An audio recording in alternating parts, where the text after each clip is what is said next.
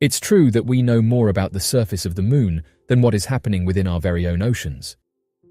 Seen as one of the most unexplored areas of the planet, our oceans are teeming with incredible mysteries and strange occurrences that have left experts all around the world baffled and amazed since their discoveries. In fact, few of these discoveries are as mysterious in their nature as the humanoid sea people witnessed by numerous historical figures in the past. Referred to as mermaids, these elusive half-human, half-fish hybrids are at the center of strange sightings from all around the world when discussing unexplainable ocean mysteries. One interesting story was shared by someone on Reddit. However, the story has since been deleted by the original poster. One person, though, who knew the original poster told me about the story. They said the story goes that a woman was talking to her father about the mysteries of the oceans, and they got onto the topic of mysterious creatures. Her father worked for the United States Navy and started to open up about some of the mysterious things they had witnessed. The father went into detail about how the ocean was very eerie, and that while out in the middle of it he would see and hear strange things. One of the things he said was that he would often hear whistles and voices, something that to this day he can't explain. The daughter then said that her father traveled to the Philippines, and it was here that he was told about some of the local legends. It said that he got talking with one local woman, and she went on to tell him the story of the time she encountered a mysterious aquatic humanoid. She described the creature as being 7 feet in length, possessing 2 large black eyes, large webbed hands that had claws, a humanoid-like body, and a face that she described as looking like a demon. The encounter happened while she was on a boat. As she was coming home, she heard a loud knock and knew that she had hit something. She said that sometimes this happens, and in most cases it's either litter that's made its way into the ocean or trees and other debris. However, as she leant over, she saw 2 large black eyes staring back at her. She said she let out a loud scream and quickly left, not wanting to stay in the area with the unknown creature. The father was fascinated with the story and couldn't understand what this woman witnessed. He then decided to do a little digging and see if anyone could shed some light on the mysterious humanoid. When he then asked around about these creatures, he didn't get the response he expected. Instead of being laughed at or mocked, he was actually firmly shut down, being told not to ask those sort of questions. This only caused him to become more interested in the topic and go on to do his own investigations. Although he never pursued it while at work, he said that he spent countless hours doing research on the topic and that these stories of aquatic humanoids may be real. When the daughter asked whether he thinks the Navy are aware of these animals, he paused and said that he thinks they might be, going on to say that there's many divisions within the Navy and they investigate things such as unidentified objects and also strange things seen in and around the ocean. It's reported that he got talking with another man who had been in the Navy for over 20 years, and he said that while on a submarine, they detected a mysterious object moving at hundreds of knots. The odd thing about this was that it kept flicking in and out of the radar, which he said made it difficult to know what it was. Again, this former worker shared stories about strange creatures that had been found by the United States Navy, but said that he never conducted any of his own research on the matter, saying that although he was interested, it was likely that he wouldn't get very far. One interesting report comes from Zimbabwe. Unlike the cute animated portrayals of the mythical creature, the mermaids of Zimbabwe have been a recurring problem for those living nearby large waterways in the country, as the humanoid creatures have reportedly been at the center of a variety of random attacks, vandalism, and delays in construction efforts. Back in 2012, while working on the Gokwe and Osborne dams, the Zimbabwe construction company claimed that nearly every employee had left the construction site in fear for their lives after having been attacked by a strange humanoid river monster known as the Mamba Muntu. It was believed that the Mamba Muntu used the rivers as natural outlets to the ocean and that they had become terribly angered by the construction efforts. Debates were made on whether or not construction should continue before a full report on the environmental impact was made. However, under pressure of contracts and health standards, construction continued regardless. This forced the local council to hire entirely new workers from out of the country to work on the dam, as the locals refused to continue working on the construction of the project due to their superstitions. Oddly enough, after several weeks, even the foreign workers resigned after claiming to have been attacked by humanoid sea creatures and regarded the entire river as being cursed. In an effort to appease these strange creatures, the council was forced to perform cleansing rituals and make offerings to the creatures before construction began again with no further issues. Although most do not make the connection, Zambia, the closest country to Zimbabwe, built the Kariba Dam in the same waterways within their borders. The project was determined to be a necessity in the region, as the water from the river would not only be able to power all of the electrical requirements for that region, but it would also prove to be a major work program that would allow a number of locals to generate income. Unfortunately, many of the religious figures, already suffering under the oppressive hand of the government, felt that the construction of the dam was a violation of the principles of their god, known as Nyaminyami. Nyaminyami was, more specifically, the god of the river Zambezi, and was believed to reside within the river. The religious figures argued that if the dam was built, then Nyaminyami would curse them for messing with the natural ecosystem and bring on a terrible tragedy, urging the locals to defy the government and refuse construction. Despite this sentiment from the religious leaders, many of the locals would still go to work on the construction of the dam, assisting in the government's tactic to force the native Batonga people to move from their homes and live elsewhere. Almost as if directly predicted by the religious leaders, shortly after the Batonga people were moved, a devastating flood tore through the region, and due to the half-construction of the dam blocking the only direction for water to flow, it led to the entire dam becoming destroyed, taking out every single worker that was working on the construction of the project. Oddly enough, not a single worker had been recovered. Given the fact that the majority of those who passed away were locals, this led to many of the relatives begging the religious leaders to help lift the curse and allow the dam to be constructed without any future problems. The religious leaders then gave instructions to the people that the only way for the curse to be lifted was if they offered a calf to the river. For some inexplicable reason, after the ceremony was completed, the workers appeared where the calf was placed in the river, allowing the souls to finally be put to rest. The story of Captain John Smith. According to old myths and rumours published back in 1849, during the year 1611, as Captain John Smith and his crew were travelling around the West Indies, they spotted a strange creature in the waters beside them. The crew described the creature as resembling that of a woman for the upper part of her body, except with a few key changes in her face, such as that of her eyes, of which were described as larger and more round, a short nose, long ears, and bright green hair. The lower part of the creature's body was described as being similar to that of a dolphin's body, and not that of a fish or scales of any kind as other tales of mermaids claim. Interestingly enough, when researchers looked for the source of the tale concerning Captain John Smith and his crew's encounter with the mermaid, they found that the original author for the piece, that was published in 1849, was the author of The Three Musketeers. This has led many skeptics to believe that the stories could have been fabricated. However, at the time, the author was more than well versed in writing articles pertaining to non-fiction and had even co-authored other pieces that involved true stories of encounters with mermaids.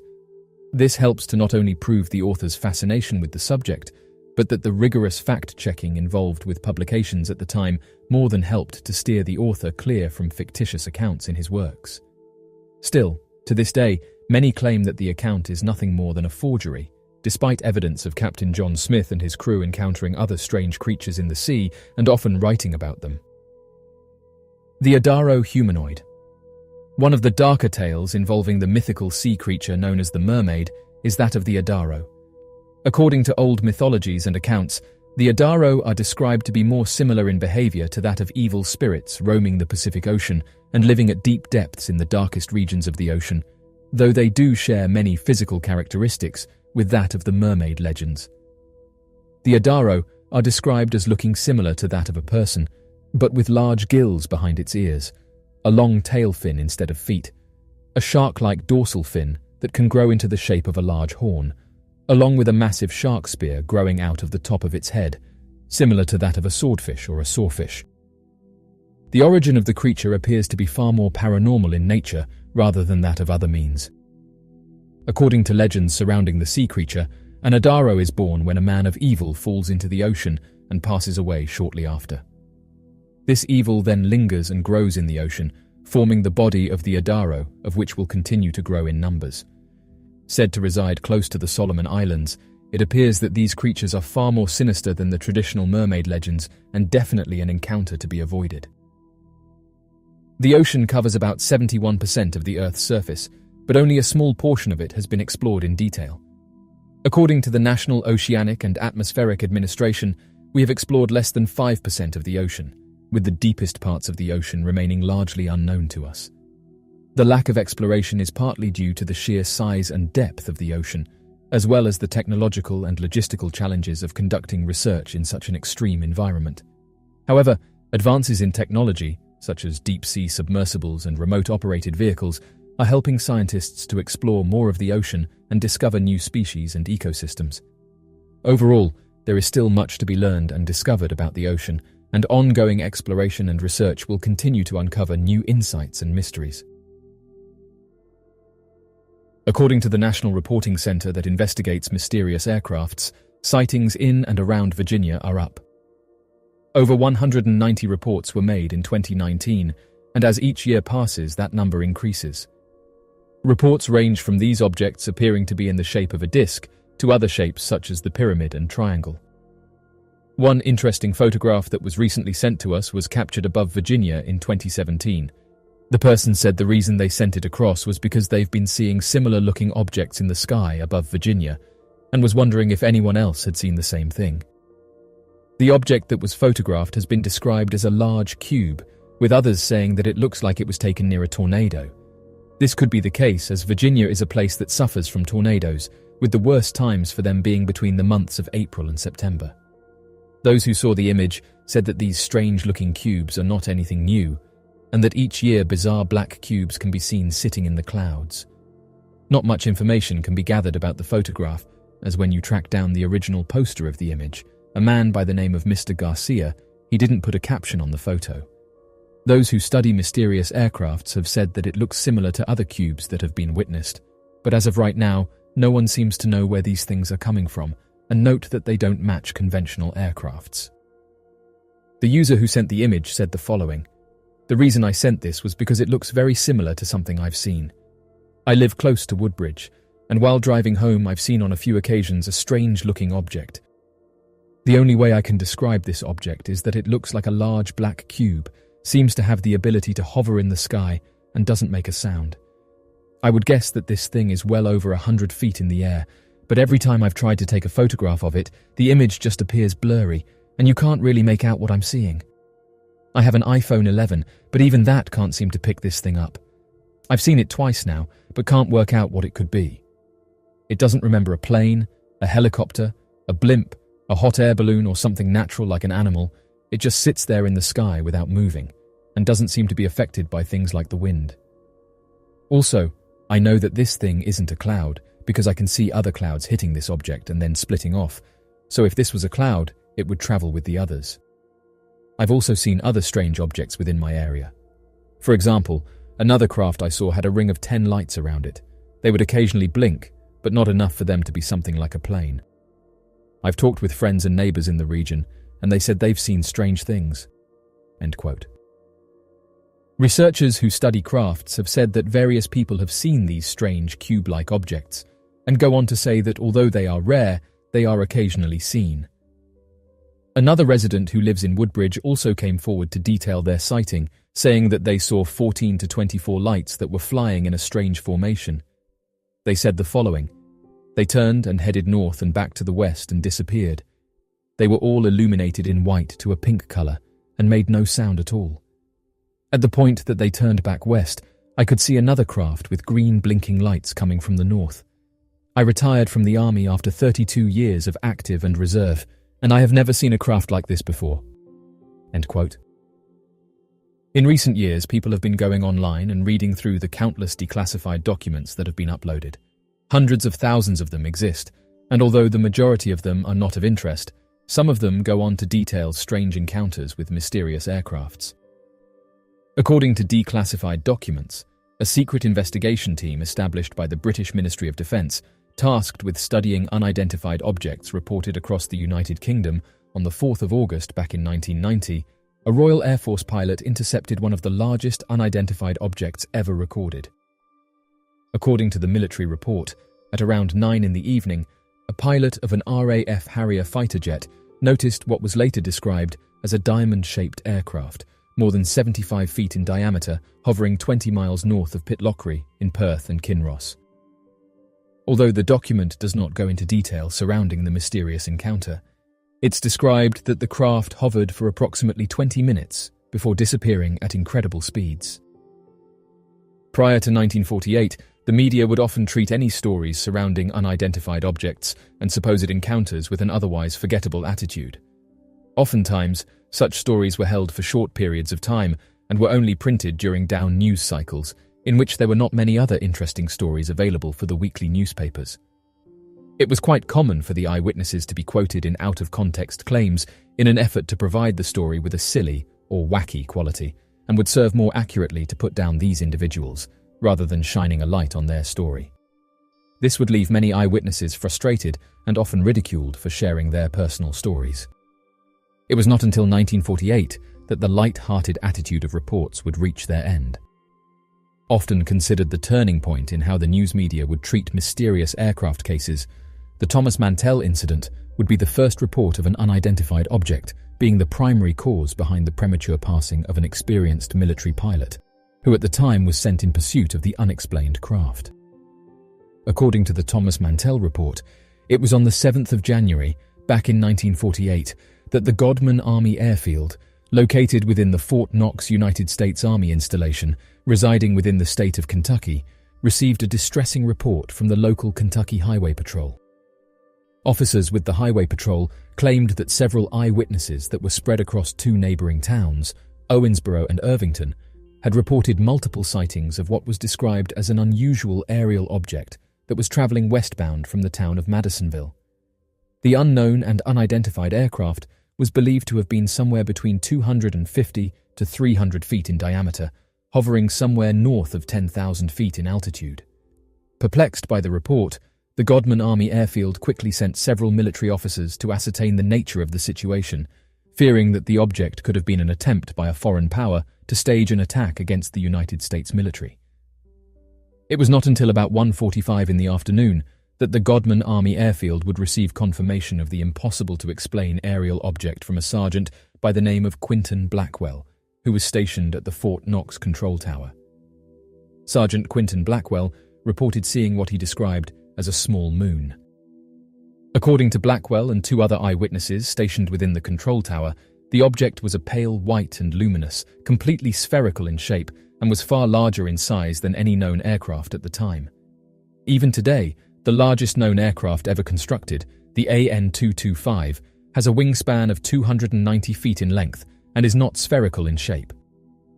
Another eyewitness, Colonel Guy Hicks, who was stationed as the base commander at Fort Knox, viewed the strange luminous object through a pair of high-quality binoculars and claimed that the craft was at a distance that made it appear to be 1/4 the size of the full moon, while hovering at 10,000 feet and possessed an illuminated red border along the bottom of the craft.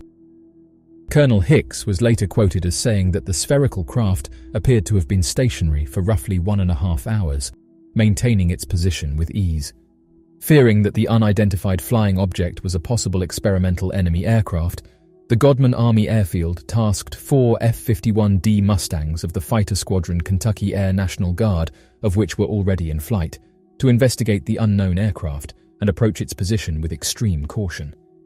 Of the 4 Mustangs, one of the pilots immediately radioed in to the air traffic controller to land at the airfield rather than to pursue the unidentified craft, under claims that he was low on fuel and would need to make an emergency landing. The 3 other Mustangs, one of which being piloted by Captain Thomas F. Mantel, confirmed that their fuel was more than sufficient and began their pursuit. In their pursuit, several of the pilots claimed that they witnessed what was described as a much smaller aerial object, but that the object was so small and indistinct that it was impossible for them to identify exactly what it was or its dimensions. It was at this moment that the large spherical craft began to ascend several thousand feet into the air, forcing the pilots to reorient themselves to continue their chase of the foreign aircraft. Military reports would later claim that it was at this point that 2 of the pilots immediately began to turn back for the airfield, believing that they had insufficient oxygen to continue their ascent after the unexplainable spherical craft. However, doubt would later be cast over such claims by researchers at later times. It was at this moment that only Captain Thomas F. Mantel continued pursuing the craft, with the air traffic controllers claiming that they could hear Thomas Mantel describing the object as being metallic and of tremendous size. The military officers would radio to Mantel that it would be ideal for him to level his aircraft at his current altitude to try to see the object more clearly. Unfortunately, either due to communication errors, electromagnetic interference, or adrenaline, Thomas Mantel would ignore these commands and continue his vertical ascent to 25,000 feet. Reports would later claim that the cause of malfunction was due to pilot error, believing that Thomas Mantel did not possess an oxygen mask. Although the reports would make such claims, it would be incredibly atypical for Mantel to be missing his oxygen mask and for the Mustang to have been equipped with a dwindling source of oxygen. Additionally, given Thomas Mantel's experience at high elevation flying, it would have been incredibly unlikely for the captain to have engaged in dangerous behavior with a lack of viable equipment. Regardless of the cause, at approximately 25,000 feet, Thomas Mantel was registered to be unconscious, causing the fighter jet to pitch down into a nosedive. The 300-foot unidentified object would then leave the area, only to reappear at the Clinton Country Air Base located in the state of Ohio at around 7:20 in the evening. The Clinton Country Air Base would release the following report the next day. A sky phenomena, described by observers at the Clinton Country Air Base as having the appearance of a flaming red cone trailing a gaseous green mist, appeared in the southwest skies of Wilmington last night between 7:20 and 7:55 in the evening. Sergeant Gail F. Walter and Colonel James Hudson, control tower operators at the airfield, first saw the phenomena at 7:20 in the evening and observed its maneuvers in the sky until 7:55 in the evening, when it disappeared over the horizon. The sky phenomena hung suspended in the air at intervals and then gained and lost altitude at what appeared to be terrific bursts of speed. The intense brightness of the sky phenomena pierced through a heavy layer of clouds passing intermittently over the area and obscuring other celestial phenomena. 4 members of the alert crew joined the control tower operators in observing the sky phenomena for approximately 35 minutes. Not much was ever discovered surrounding the luminous spherical object, and sightings of the craft were dismissed as a possible balloon. So, what do you make of these mysterious reports and encounters? Be sure to leave your questions and answers in the comments section below and help us to grow this community while working to solve these unexplained mysteries. Thank you for watching, and don't forget to subscribe for more videos.